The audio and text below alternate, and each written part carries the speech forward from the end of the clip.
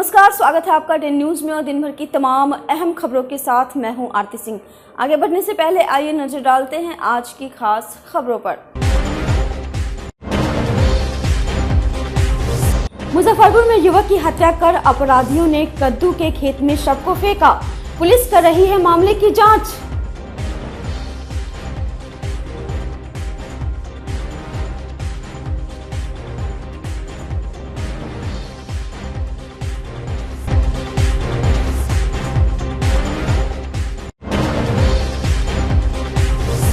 मुजफ्फरपुर में अपराधी बेखौफ पुलिस गश्ती को मुंह चिढ़ाते हुए थाने के पास से ही लूट ली सोने की चेन।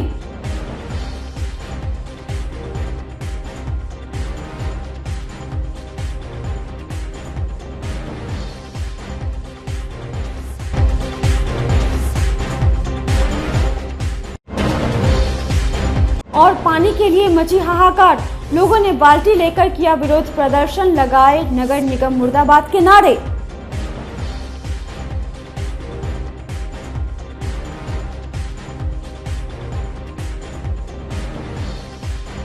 तो ये थी सुर्खियां और अब खबरें विस्तार से। मुजफ्फरपुर के मीनापुर थाना क्षेत्र में उस समय हड़कंप मच गया जब सुबह सुबह लोगों की नजर कद्दू के खेत में बने मचान पर एक युवक के शव पर नजर पड़ी, जिसके बाद देखते ही देखते घटनास्थल पर लोगों की भीड़ जुट गई। स्थानीय लोगों ने पुलिस को पूरे मामले की सूचना दी। सूचना पर पहुंची पुलिस मामले की जांच में जुटी है। घटना मीनापुर थाना क्षेत्र के दरहीपट्टी गांव की है। मृतक युवक की पहचान मीनापुर थाना क्षेत्र के दरहीपट्टी निवासी 30 वर्षीय अर्जुन पासवान के रूप में हुई है। वहीं घटना के बाद परिजनों के बीच चीख पुकार मची है। मामले की सूचना प्राप्त होते ही मीनापुर थाना प्रभारी संतोष रजक दल बल के साथ मौके पर पहुंच मामले की जांच में जुट गए। एफएसएल की टीम को जांच के लिए बुलाया गया। पुलिस मृतक के परिजनों से पूछताछ कर आगे की कार्रवाई में जुट गई है।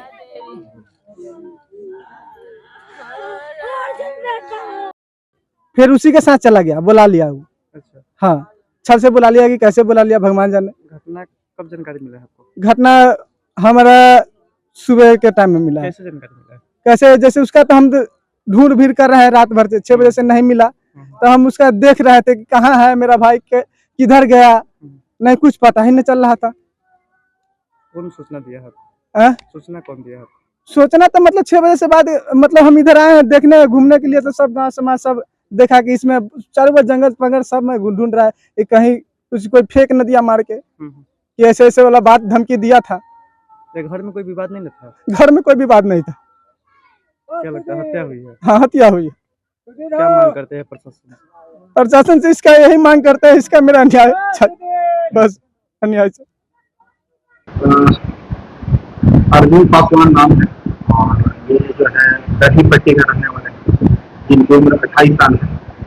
जैसा कि आसपास के लोगों के द्वारा बताया गया और जो अभी जो ग्रामीणों की जो बातें छन के आ रही है कि इनके ऊपर काफी कर्जा वगैरह भी था और लगता है उसी से होके मतलब इन्होंने आत्महत्या की बात प्रकाश में आ रही है, क्योंकि एफएसएल की टीम ने वहाँ पे जो जांच किया है साइंटिफिक तरीके से स्पष्ट हो रहा है। लेकिन मृतक के पिता ने जो है, जिससे पैसे का लेन देन था, जो हिमायपट्टी के राजा प्रसाद है, उनके ऊपर हत्या का आरोप उनके द्वारा लगाया जा रहा है। और वहीं घर के पास में ही कद्दू लगा खेत है, वहीं पे मतलब फांसी लगाने की बात प्रकाश में आई है। किस तरह का लेन देन की बात? पैसा का लेन देन था, काफी लोगों का कर्ज था उसके ऊपर जो है, और उसी चक्कर में हो सकता है जो है इस तरह की घटना घटित। लेकिन अभी जो है परिवार वालों ने मतलब हत्या का एक आवेदन दिया है कि मतलब राजा प्रसाद और कुछ और लोगों के ऊपर आरोप लगा रहे हैं कि उन लोगों ने हत्या करके वहां पे रखा। बाकी पोस्टमार्टम रिपोर्ट क्या कहती है, एफएसएल की रिपोर्ट में क्या था, उसके बाद में स्पष्ट तौर पर कहा जा सकता है। मुजफ्फरपुर की काजी मोहम्मदपुर थाना से 50 मीटर दूरी पर चौधराइन गली में बाइक सवार अपराधियों ने व्यवसायी शिवजी महतो के गले से सोने की चेन छीन ली। विरोध करने पर अपराधियों ने उनके साथ हाथापाई करते हुए धक्का देकर सड़क पर गिरा दिया।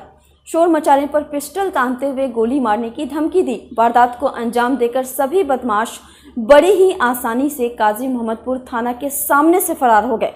चेन स्नैचिंग की इस वारदात में 2 बाइक सवार 4 अपराधी शामिल थे। जख्मी हालत में पीड़ित व्यवसायी काजी मोहम्मदपुर थाने पहुंच पूरे मामले की जानकारी दी। पुलिस घटनास्थल पर पहुंचकर छानबीन की। चेन छिनतई की घटना में शामिल अपराधियों की तस्वीर सीसीटीवी कैमरे में कैद हो गई है। मामले को लेकर पीड़ित व्यवसायी ने थाने में प्राथमिकी दर्ज कराई है। पुलिस अपराधियों का सुराग लगाने में जुट गई है। थाने से 50 मीटर की दूरी पर हुई इस वारदात को लेकर स्थानीय लोगों में काफी आक्रोश व्याप्त है।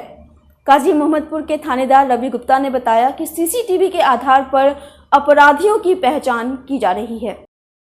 हम सब्जी मंडी ओरी से वो कद्दू लेके आ रहे थे और उसके बाद आया है गली में अपना घुसे 2 बाइक से, यहाँ गली में एगो बाइक से घुसा, एगो वहाँ चौक पर रुकल था और हमको चैन छीना और धकेल के गिरा दिया और उसके बाद कहा कि बोलेगा तो गोली मार देंगे और भागा। उसके बाद झटका मारते हुए। कितने लोग थे?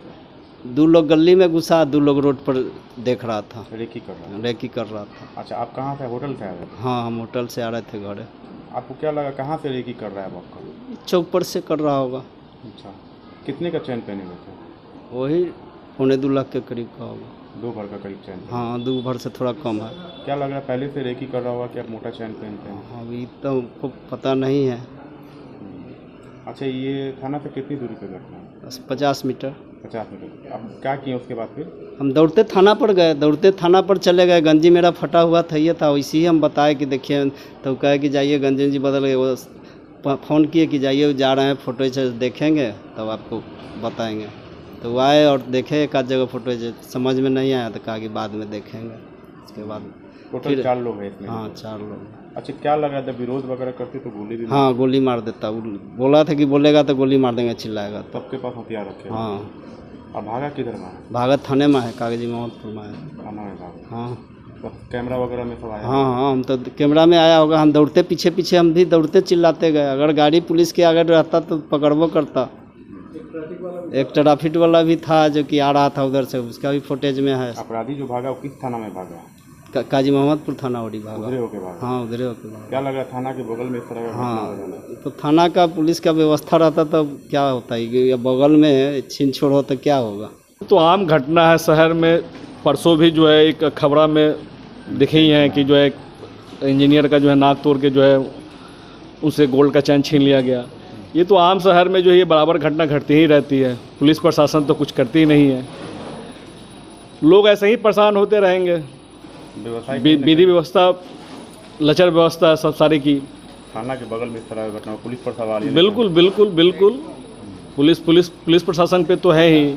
उसी समय एक ट्रैफिक पुलिस भी जो है रोड से पास कर रहा था। जब हम लोग वीडियो फुटेज देखे हैं उसमें वो दिखाई पड़ रहा है, उसके सामने से जो ये चिल्ला रहा है उसके सामने से वो बाइक लेके स्ट्रेचर भागा। क्या कुछ मांग करेंगे जिस तरह घटना हुआ है जिंदा? हम तो चाहेंगे कि प्रशासन से कि जो है इनको जल्द से जल्द अपराधी को पकड़े, और क्या। ताकि इस तरह घटना बिल्कुल शहर आम जनता जो है चैन से रहे। नहीं तो आदमी अब सोने का चैन भी अगर पहन कर ना निकले तो अब सुबह में 9 बजे 9 साढ़े 9 की घटना है, लोग क्या करेगा। लोग अपने घर के पास भी सुरक्षित नहीं है। मुजफ्फरपुर में बीते दिनों बैगन के खेत में लड़की की हत्या मामले का पुलिस ने खुलासा करते हुए हत्यारे को गिरफ्तार कर लिया है।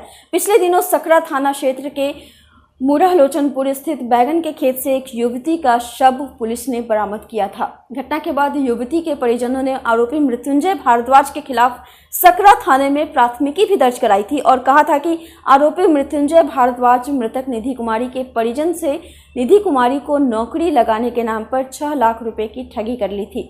जिसके बाद मामले की गंभीरता को देखते हुए सकरा थाना प्रभारी राजू कुमार पाल के नेतृत्व में एक विशेष टीम का गठन किया गया था, जो टीम लगातार इन आरोपियों की गिरफ्तारी को लेकर आरोपी के पीछे लगी हुई थी। इसी दौरान विशेष टीम ने आरोपी को दुहा स्टेशन से गिरफ्तार कर लिया है।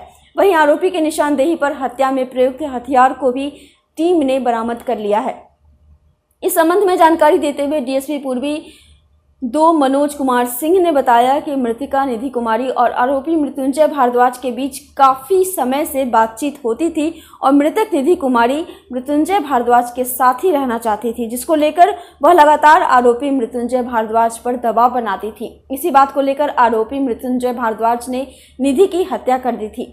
आरोपी मृत्युंजय भारद्वाज ने इस घटना में अपनी संलिप्तता भी स्वीकार कर ली है। थाना को सूचना मिली कि एक युवती लगभग 25 वर्ष जिसका लाश एक बैगन के खेत में पड़ा हुआ है। गांव का नाम है मूरा मोहनपुर। उस सूचना का सत्यापन हेतु थाना की टीम वहां पर गई और डेड बॉडी पाया गया, जिसको बरामद करके पोस्टमार्टम के लिए भेजा गया तथा मृतका की मां थी कैलाशो देवी, जिनके लिखित आवेदन के आधार पर सकरा थाना कांड संख्या 484/24 दिनांक 13/9/24 धारा 103(1)238 भारतीय न्याय संहिता के अंतर्गत दर्ज किया गया। कांड की संवेदनशीलता को देखते हुए वरीय पुलिस अधीक्षक महोदय द्वारा पुलिस उपाधीक्षक पूर्वी 2 के नेतृत्व में एक टीम का गठन किया गया। इसमें थाना अध्यक्ष सकरा पुनी राजू कुमार पाल, राहुल कुमार रंजन, राजू कुमार और थानागण कर्मी शामिल थे। घटना के हर पहलुओं पर जांच करते हुए मानवीय एवं तकनीकी दृष्टिकोण के आधार पर छानबीन प्रारंभ किया गया। छानबीन के क्रम में सही अनुसंधान के स्तर पर हम लोग पहुंचे और इसमें शामिल प्राथमिकी मुक्त मृत्युंजय भारद्वाज, पिताराम सागर मेहता, साकिन मूरा मोहनपुर थाना सकरा को दुबा रेलवे स्टेशन के पास से गिरफ्तार किया गया है। उन्होंने अपने अपराध कन्फेस किया है और उनके स्वीकारोक्ति बयान के आधार पर जिस धारदार हथियार से हत्या की गई थी उसको बरामद कर लिया गया है। साथ ही साथ मृतका के जो कपड़ा था जिस पर कहीं कहीं खून का दाग लगा हुआ है उसको भी बरामद कर लिया गया है। सर, हत्या के कारण क्या हो सकता? हत्या का कारण वैसे बताया जा रहा है, अभी तक के अनुसंधान से ही पता चला है कि दोनों में कुछ, और लड़की मृत्युंजय भारद्वाज पर अपने पास रखने के लिए दबाव बना रही थी, जिससे वे इनकार करते हुए भागते चलते थे। और एक और कारण भी आ रहा है कि लड़की पढ़ी लिखी थी, उसको नौकरी लगाने के नाम पर इन्होंने कुछ पैसा भी ले रखा था उसके परिवार वालों से। लगभग 6 लाख रुपए की बात सामने आ रही है। दोनों बिंदुओं पर हम लोग जांच कर रहे हैं। अपराधी के इतिहास कुछ है क्या इसका? अभी अपराधी के इतिहास इनका पता किया जा रहा है। दाव था, दाव से ही हत्या। कितने बजे घटना को अंजाम दिया गया? घटना को अंजाम करीब शाम में 6 बजे के आसपास, 5:30 जहाँ पे डेड बॉडी मिली थी वहीं पे घटना का अंजाम दिया गया था कि? हाँ, घटना को अंजाम वहीं पे। त्योहार नजदीक आते ही उत्पाद पुलिस पूरी तरह से अलर्ट हो गई है। मुजफ्फरपुर के विभिन्न थाना क्षेत्र में विशेष अभियान चलाकर कई शराब की भट्टी को ध्वस्त कर दिया गया। इसके अलावा पुलिस ने 11 दारू कारोबारी को गिरफ्तार कर जेल भेज दिया है। उत्पाद विभाग के सहायक आयुक्त विजय शेखर दुबे ने बताया कि आने वाले त्योहारों दुर्गा पूजा, दिवाली एवं छठ को लेकर उत्पाद पुलिस विभिन्न इलाकों में सिविल ड्रेस में कैंप कर रही है। इसके अलावा चेक पोस्ट पर भी पुलिस जवान की तलाशी अभियान लगातार जारी है। इसी अभियान के तहत रविवार की रात कुल 11 लोगों को शराब के साथ पुलिस ने गिरफ्तार किया है। तो जिले में लगातार शराब को लेकर अभियान चलाई जा रही है, विशेष अभियान, बड़ी उपलब्धि भी हासिल की है। लगातार अभियान चलाया जा रहा है ताकि देसी शराब का जो कारोबार वगैरह चल रहा है वो सब बंद हो। इसी आलोक में कल विशेष अभियान चलाया गया। करीब 11 शराब बेचने वाले लोग पकड़े गए हैं और उसमें 13 पीने वाले लोग की गिरफ्तारी हुई। मतलब 24-25 गिरफ्तारी कल हुई है। हमारी कोशिश ये है कि लोग शराब से दूर रहें और इसके लिए लगातार छापामारी अभियान चलता रहेगा। किन इलाकों में सर ये तमाम लोग जो गिरफ्तार हुए, किन इलाकों से हुए हैं? छीत भगवतीपुर वगैरह का जो इलाका है वो थोड़ा सेंसिटिव है, उस इलाका का हम अभी फोकस कर रहे हैं। ये लोग देसी शराब बनाते थे या विदेशी शराब? देसी शराब बनाने, देसी शराब बनाते भी थे और पिलाते भी। हाँ। मुजफ्फरपुर नगर निगम क्षेत्र के मारीपुर वार्ड 8 स्थित मल्हा टोली में पानी के लिए त्राही मची हुई है। नगर सरकार वार्डों में पानी की आपूर्ति कर पाने में बिल्कुल नाकाम है।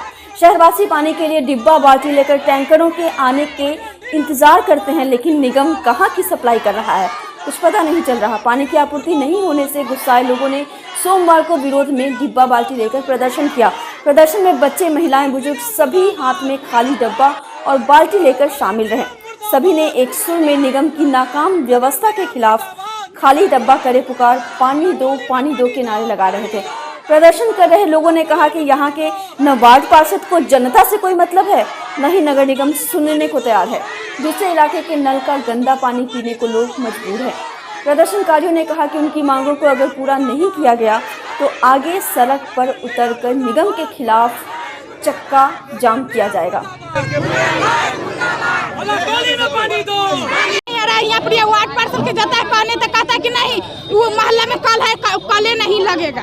कहता है कि पानी के लिए हम अपने कल लगा दिए। बताइए तो मोहल्ला में कितना आदमी यहाँ से पानी ढोएगा? बताइए तो आदमी के काम नहीं है कि यहाँ पर नंबर लग के पानी ढोएगा आदमी।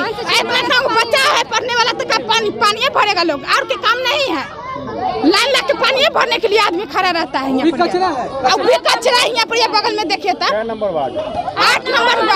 8 नंबर। हाँ, मलाटोली है। कब से नहीं आ रहा पानी? पिछले 5 महीने से पानी नहीं आ रहा है। कैसे चल रहा है आप लोग का घर द्वार? कैसे चल रहा है, कैसे चलेगा? कैसे ढोते वहाँ से पानी खींच के बगल में इंटा है मेरे मोहल्ला में, हम लोग उसी से काम करते हैं 5-6 महीना से। उसी में से खाना बनाते हैं, उसी में से क्या करें, गरीब आदमी पानी कीन के पी रहे हैं।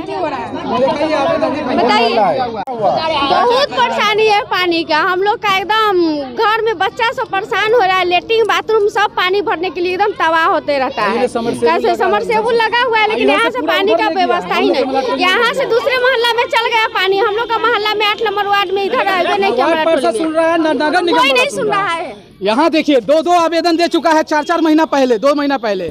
न वार्ड पार्षद सुन रहे हैं, न नगर निगम का कोई स्टाफ सुन रहा है। वो कह रहा है आप अफसर के पास जाइए, नगर निगम के पास जाइए। जिंदगी भर 6 महीना से लोग दौड़ रहा है। ये पब्लिक आपको दिखा। यहाँ देखिए बगल में कचरा है, जिसके पास कुआं खनाया, मतलब एक तरह से सबमर्सिबल यहाँ डाला। यहीं से बड़ीटोला तरफ पूरा एरिया सब मारीपुर चौक सब है। हमारा बगल में माला टोली है, वो बिना पानी के सुबह से एक बूंद के लिए पानी के लिए लोग तरस रहा है। ये बाल्टी आपको दिखा रहा है, ये लोग दिखा रहा है। झगड़ा कर लेता है सब लोग, मारपीट झगड़ा कर रहा है पानी के लिए। लेकिन यहाँ का न वार्ड पार्षद न किसी नगर निगम का कोई स्टाफ। आज भी 2 स्टाफ आया है, वो कह रहे हैं हमारे सीनियर से जाके मिलिए। जिंदगी भर सीनियर से जाके मिलेंगे। आवेदन दिया गया है, ये देखिए साइन दिया गया है पूरा मोहल्ला से।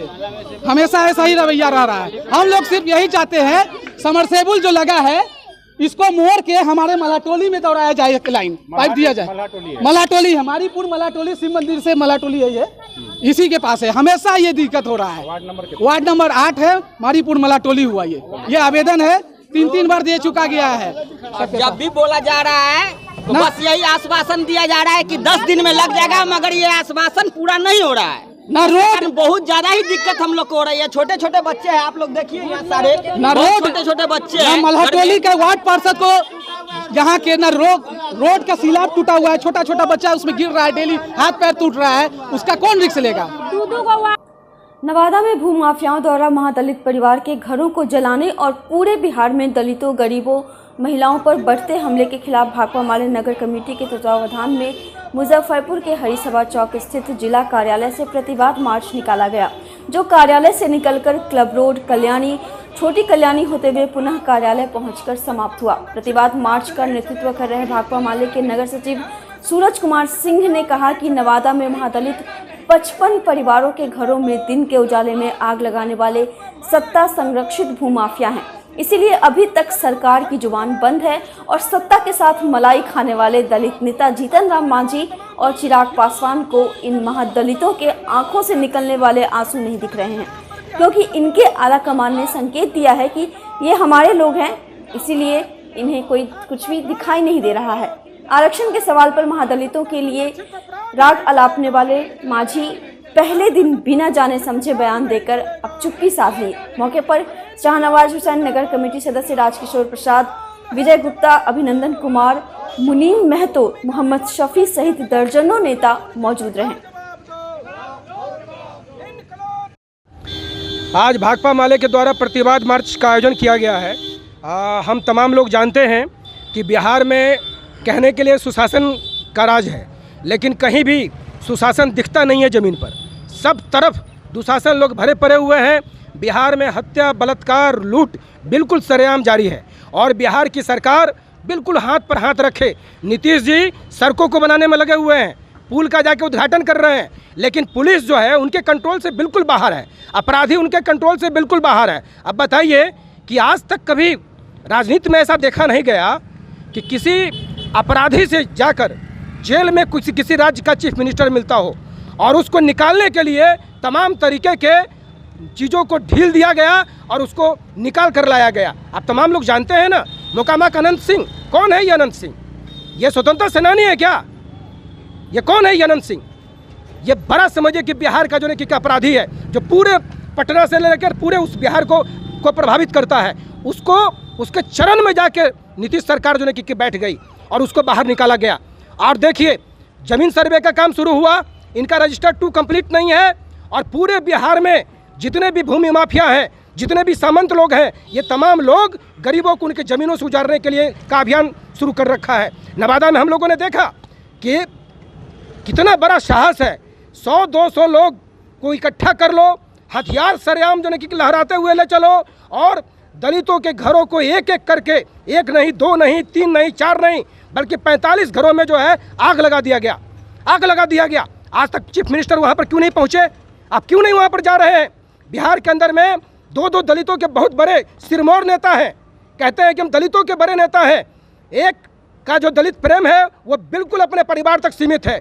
खुद केंद्र में मंत्री बने हुए हैं जितन राम मांझी, बेटा जो है बिहार में मंत्री बना हुआ है, और इस बार हो सकता है कि उनकी बहू या कोई दूसरा जो है इमामगंज से चुनाव लड़ ले। लेकिन माझी समुदाय के, रविदास समुदाय के 45 लोगों के घरों को जला दिया गया। जीतन राम मांझी को समय नहीं मिल रहा। आप अपने समुदाय के नाम पर राजनीति करते हैं। हक दो वादा निभाओ अभियान के तहत सोमवार को मुजफ्फरपुर भाकपा माले नगर कमेटी के तत्वावधान में हजारों महिला पुरुषों ने हाथों में लाल झंडा लिए मुशहरी बाजार से होते हुए अंचल कार्यालय जाकर प्रदर्शन किया और सरकार से अपने किए वादे को निभाने की मांग की। प्रखंड कार्यालय पर आयोजित सभा को संबोधित करते हुए माले नगर सचिव सूरज कुमार सिंह ने कहा कि सरकार गरीबों को जमीन से बेदखल कर देना चाहती है। जहां भी गरीब बसे हुए हैं वहां से अतिक्रमण के नाम पर उजाड़ दे रही है और नीतीश जी बार बार कहते हैं कि हमारी सरकार गरीबों को 5 डिसिमिल जमीन खरीद कर देगी। नवादा में गरीबों के घर जला दिए जा रहे हैं।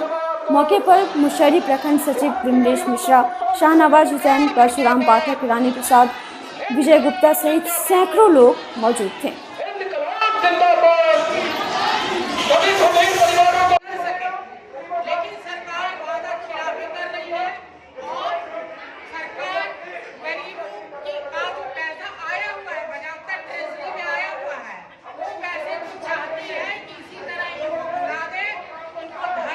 बिहार विश्वविद्यालय में सीनेट का चुनाव सोमवार को शांतिपूर्ण माहौल में संपन्न हुआ। लगभग 12 वर्षों के बाद हो रहे सीनेट के चुनाव को लेकर मतदाताओं में जबरदस्त उत्साह देखने को मिल रहा था। लोगों ने बढ़ चढ़कर इसमें मतदान किया। सीनेट के चुनाव को लेकर 14 जिलों में मतदान केंद्र बनाए गए थे।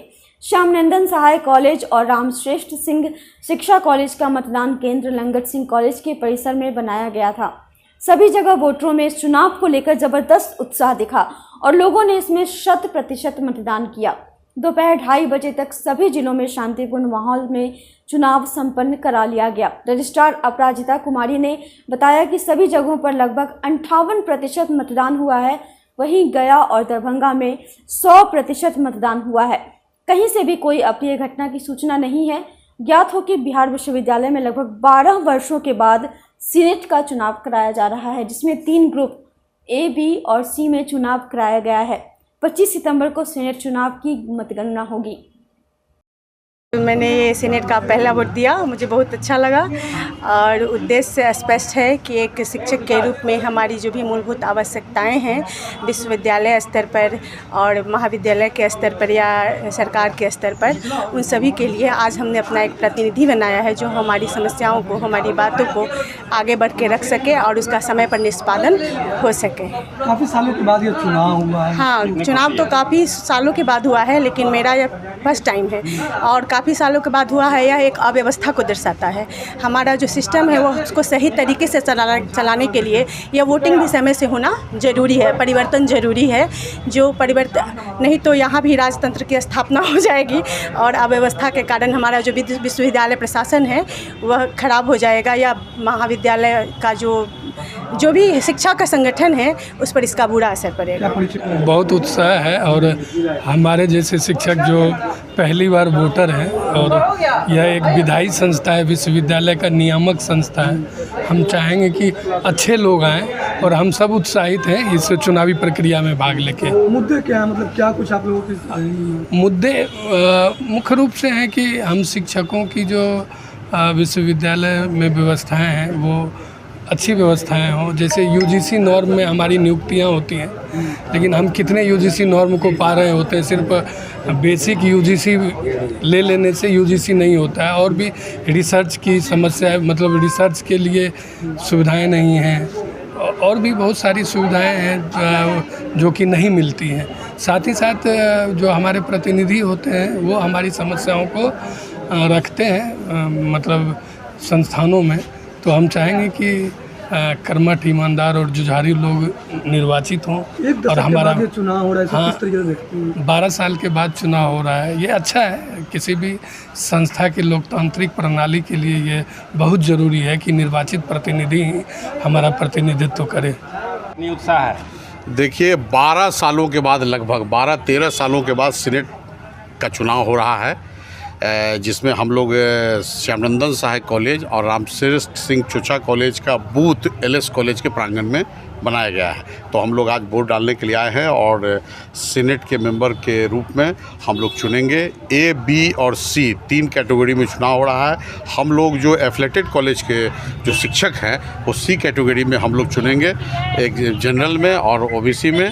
और उसके बाद से जो विश्वविद्यालय का जो ढांचा है उसको मजबूत करेंगे ताकि शिक्षक हित में अच्छे से कार्य हो और फिर जो आने वाले दिनों में जो विश्वविद्यालय का बजट होगा वो ठीक ठाक ढंग से हो और शिक्षक हित में आवाज़ें उठे। ऐसे प्रतिनिधि को हम लोग आज यहाँ चुनने के लिए वोट डालने के लिए। अब तक यहाँ सारे 14 डिस्ट्रिक्ट्स में, बिहार के 14 डिस्ट्रिक्ट में आज चुनाव हो रहा है और सभी जगह से शांतिपूर्ण, सौहार्दपूर्ण वातावरण में चुनाव संपन्न हो रहा है। लगभग अधिकतर जगह पे 48 से 58% वोट अब तक पड़ चुके हैं। 2-4 जगह ऐसे हैं जैसे गया, दरभंगा, ये सब पे 100% मतदान हो चुका है। किसी भी तरह की अप्रिय घटना की अब तक कोई रिपोर्ट नहीं है। जहाँ कम हुआ है गर्मी की वजह से लगता है कि अब मौसम के वजह से नहीं, अब धीरे धीरे लोग आ रहे हैं। 2:30 बजे तक का समय है और दूर दराज के इलाके में 1 बजे तक का समय है, इसलिए अभी वोटिंग की अभी भी 1 घंटे के समय बाकी है, इसलिए किसी भी तरह से वोटिंग 80% से ऊपर ही सभी जगह जाएंगे। रिजल्ट पर आपका पहले से 25 तारीख को काउंटिंग का डेट दिया हुआ है। मुजफ्फरपुर नगर निगम के प्रथम मेयर समीर कुमार की 6वीं पुण्यतिथि पर सोमवार को नगर निगम में श्रद्धांजलि कार्यक्रम का आयोजन किया गया।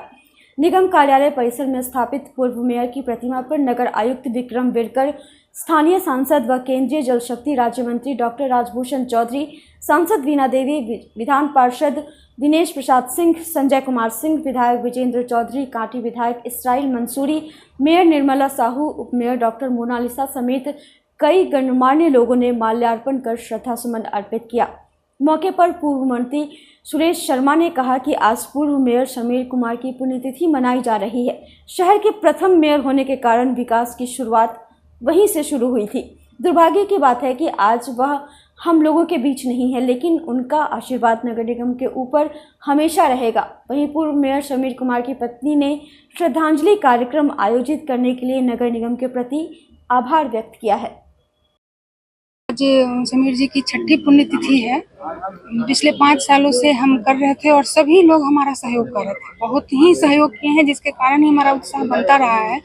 और आज इस 5 साल के ये सहयोग के कारण ही नगर निगम समीर जी को अपना कार्यक्रम, अपना वो श्रद्धांजलि दे रहा है। ये हम लोगों के लिए बहुत ही खुशी की बात है। हम इसके लिए नगर निगम को तहे दिल से धन्यवाद देते हैं। समीर जी प्रथम मेयर इस नगर निगम के बने थे और विकास का सूत्र वहीं से शुरू हुआ था उनके मेयर बनने के बाद। दुर्भाग्य है कि वो हम लोगों के बीच अभी नहीं है, और लेकिन उनका आशीर्वाद नगर निगम पर रहेगा। और हम समझते हैं कि हमारे मेयर, डिप्टी मेयर और नगर निगम के जो पार्षद लोग हैं वो उनके विकास का जो मुद्दा था कि विकसित मुजफ्फरपुर बने। हमारे एमपी भी अभी मौजूद हैं, विधायक भी अभी तुरंत गए हैं, ये सब लोग हैं। और हम लोग चाहेंगे कि उनके बताए हुए रास्ते पर मुजफ्फरपुर का विकास हो और यह नगर निगम अब ग्रेटर नगर निगम बनने जा रहा है। यह कल्पना कहीं न कहीं समीर जी की थी और पटना के समकक्ष यह कुछ ही दिनों में नगर निगम बनने जा रहा है। हम समझते हैं कि मुजफ्फरपुर विकसित इस प्रधानमंत्री का सपना पूरा करेगा और समीर जी इसके लिए हमेशा याद किए। आज हम लोग उनके पुण्यतिथि पर आए हैं और श्रद्धा सुमन अर्पित करने आए हैं कि हम मेयर थे यहाँ के, मुजफ्फरपुर के विकास के लिए उनके रीजन में अच्छा काम भी हुआ था। बस दुख की बात है कि आज के दिन उनकी हत्या हो गई थी, और हम लोग भगवान से प्रार्थना करते हैं कि उनको अपने श्री चरणों में जगह दें। मुजफ्फरपुर में डेंगू का प्रकोप तेजी से फैल रहा है और संक्रमित मरीजों की संख्या अब 80 के पार पहुंच गई है। स्वास्थ्य विभाग ने स्थिति की गंभीरता मानते हुए आवश्यक कदम उठाए हैं। डेंगू मरीजों के इलाज के लिए सदर अस्पताल में 10 बेड का विशेष वार्ड भी तैयार किया गया है। इसके अलावा सभी प्राथमिक स्वास्थ्य केंद्रों में 2-2 बेड की सुविधा की गई है, जिससे कुल 42 बेड की सुविधा उपलब्ध है। अब तक जिले के 12 प्रखंडों में डेंगू के मामले सामने आ चुके हैं, जबकि 4 प्रखंडों में अभी तक कोई मरीज नहीं मिला है। प्रभावित क्षेत्रों में फॉगिंग का काम जारी है और स्वास्थ्य विभाग ने विशेष ध्यान उन क्षेत्रों पर केंद्रित किया है जहां मरीज अधिक से अधिक मिल रहे हैं। प्रभावित क्षेत्रों में औराई, बोछा, गायघाट, काटी, कटरा, कुढ़नी, मोतीपुर, मीनापुर, मुशहरी, मुरौल, पारू और सकरा शामिल हैं। बंदरा, मरवन, साहेबगंज और सरैया में अभी तक डेंगू के मामले नहीं आए हैं। स्वास्थ्य विभाग ने मीनापुर और मुशहरी को हाई रिस्क जोन के रूप में वर्गीकृत किया है, जहां डेंगू के मामले सबसे अधिक मिल रहे हैं। इन क्षेत्रों को हॉटस्पॉट के रूप में चिन्हित किया गया है। Civil surgeon doctor Ajay Kumar ने बताया कि गंभीर डेंगू मरीजों को विशेष वार्ड में भर्ती किया जा रहा है और जांच की पूरी व्यवस्था भी की गई है। उन्होंने कहा कि डेंगू के लक्षणों में अचानक तेज बुखार, जी मिचलाना, त्वचा पर लाल चकत्ते, सिर दर्द, पेट दर्द, उल्टी, आंखों के पीछे दर्द और जोड़ों और मांसपेशियों में दर्द शामिल है। पर सिविल सर्जन के दावों की पोल खोलती यह तस्वीर है। सिविल सर्जन कार्यालय के सामने कई महीनों से जल जमाव है और उसमें मच्छर और उनके लार्वा साफ तौर पर देखे जा सकते हैं, जिससे पता चलता है कि चिराग तले अंधेरा कहावत क्यों मशहूर है। डेंगू की छिटपुट घटना, कुछ लोग आक्रांत मिल रहे हैं, छिटपुट केसेज आ रहे हैं और अभी तक टोटल 80 केसेज आए हुए हैं। और इसके लिए बचाव के लिए हम लोग को जागरूकता अभियान जानकारी सभी को दी जाती है। आशा, आंगनबाड़ी, जीविका के माध्यम से भी सभी को जानकारी ग्रामीण क्षेत्रों में भी दी जा रही है कि जल जमाव नहीं होने दें और सावधानी बरतें। और जहाँ जल जमाव थोड़ा कूलर वगैरह में है कि किरासन तेल या सरसों तेल थोड़ा सा उसमें डाल दें कि ताकि जो है मच्छर जो है अंडा नहीं देने पाए या लार्वा उसका नहीं बन पाए।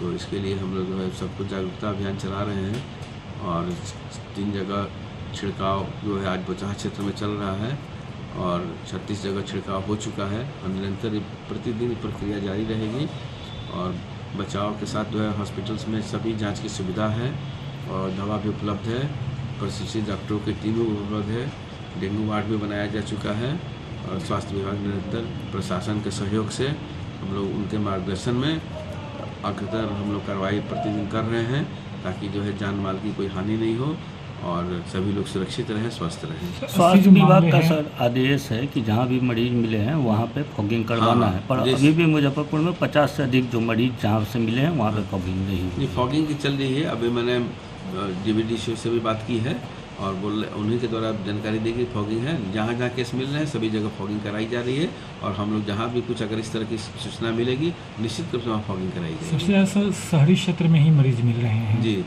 शहरी क्षेत्र में भी जरूर कार्रवाई की उसके लिए फॉगिंग हो जाएगी और इसमें नगर निगम का भी हम लोग सहयोग ले रहे हैं। तो मरीजों की क्या स्थिति है, कोई गंभीर स्थिति तो नहीं है? वही तो अभी तो कोई गंभीर स्थिति ऐसी कोई सूचना नहीं है और SKMCH से भी हम लोग वार्ता कर रहे हैं और वहाँ तो बहुत अच्छा है, वहाँ भी इलाज। केस हिस्ट्री क्या है, जो मरीज आए हैं वो दूसरे राज्य से आए हैं या लोकल?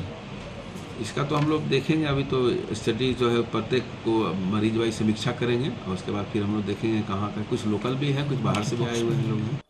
नवरात्रि को लेकर मुजफ्फरपुर का माता काली वैष्णो देवी दरबार मंदिर समिति के अध्यक्ष अमरनाथ पांडे के निर्देशानुसार बैठक आयोजित किया गया, जिसकी अध्यक्षता कमेटी के महासचिव योगेश कुमार टिंकू ने किया। बैठक में नवरात्रि में माता दरबार आने वाले माता के भक्तों को किसी भी प्रकार की असुविधा नहीं हो, इसके लिए चर्चा कर सेवा दल का गठन किया गया, जिसमें अरविंद सिंह, राघवेंद्र कुमार, अमित सिंह राठौर, सोनू यादव, कृष्णा यादव, रामू गुप्ता सहित सुमित कुशवाहा के साथ 51 सदस्यीय दल का गठन किया गया। सर, आज माता काली वैष्णो देवी दरबार में नवरात्रि में जो माता के भक्तों का अपार जन सैलाब माता के दरबार में उमड़ता है, उनके सुरक्षा के दृष्टिकोण से आज माता के दरबार में सेवा दल का गठन किया गया है। 51 सदस्यीय टीम है, जिसमें जो भी माता के भक्त आएंगे उनकी सेवा में सारे स्वयंसेवक माता के दरबार में सेवा में लगे रहेंगे। टीम है, ये टीम अलग रहेगा। मंदिर का जो सेवा दल का जो टीम है, इसका अध्यक्ष, उपाध्यक्ष, महासचिव, सचिव, कोषाध्यक्ष, मीडिया प्रभारी, सोशल मीडिया प्रभारी, इसका सब मतलब जो इसका चैनल है सब अलग है, इसका टीम ही अलग है।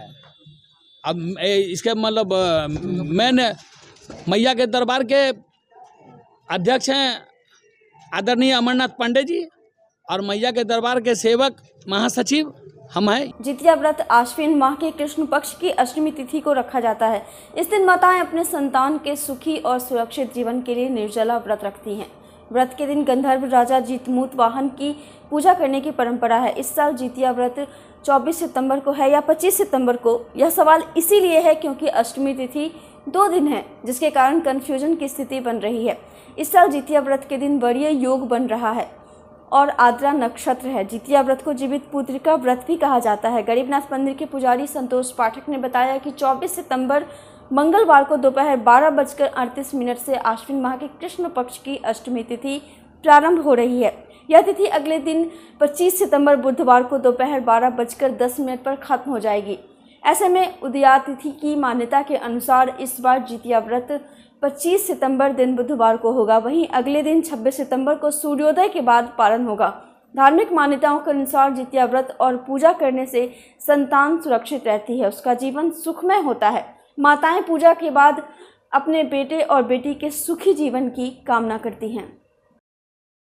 इसमें कोई कन्फ्यूजन नहीं होना चाहिए, और ये व्रत जो है उदया तिथि का मानने का होता है, जो मध्याह्न पूजा होती है, और 24 को नहा खा करना है, जिसमें आप नहा खा के साथ में सरगही भी कर सकते हैं। इसमें कोई कन्फ्यूजन नहीं होना चाहिए कि हम सरगही नहीं करेंगे, क्योंकि उदया तिथि जो है 25 तारीख को आ रहा है। उदय जो हो रहा है वो अष्टमी तिथि में ही हो रहा है, इसलिए व्रत जो है वो 25 तारीख को ही करेंगे, और पारण जो है 26 तारीख को सूर्य उदय के बाद आप कर लेंगे। इसी में कन्फ्यूजन देखा जा रहा है, कोई कह रहा है शाम में पारण होगा। देखिए, अब ये कन्फ्यूजन तो बहुत लोग करते हैं, आजकल फेसबुक और व्हाट्सएप का भी ज़माना आ गया है, लोग तो उसके वजह से भी लोग भ्रमित हो जाते हैं। इसमें भ्रमित होने की कोई बात ही नहीं है, एकदम भ्रमित ना हो। 26 तारीख को सुबह सुबह आप सूर्य उदय के बाद ईश्वर का पूजा कर करके आराम से व्रत कर सकते, ये पालन कर सकते हैं, इसमें कोई संदेह नहीं है। किस लिए किया जाता है? देखिए, ये व्रत महिलाएं जो होती हैं, शादीशुदा महिलाएं, अक्सर ये अपने संतान प्राप्ति के लिए ये व्रत करती हैं, और धार्मिक मान्यता है कि इस व्रत को करने से संतान को दीर्घायु की आशीर्वाद प्राप्त होती है। कहा जाता है कि इस व्रत को करने से भगवान स्वयं कृष्ण भगवान जो है संतान की रक्षा करते हैं, इसलिए ये व्रत जो होता है वो पुत्र के लिए, संतान के लिए किया जाता है कि वो उनकी जीवन काल जो है सो अच्छे से गुजरे और लंबी आयु हो। आज की खबरों में बस इतना ही। कल फिर मिलेंगे कुछ नई खबरों के साथ। तब तक के लिए हमारी न्यूज़ टीम को दीजिए इजाज़त। नमस्कार।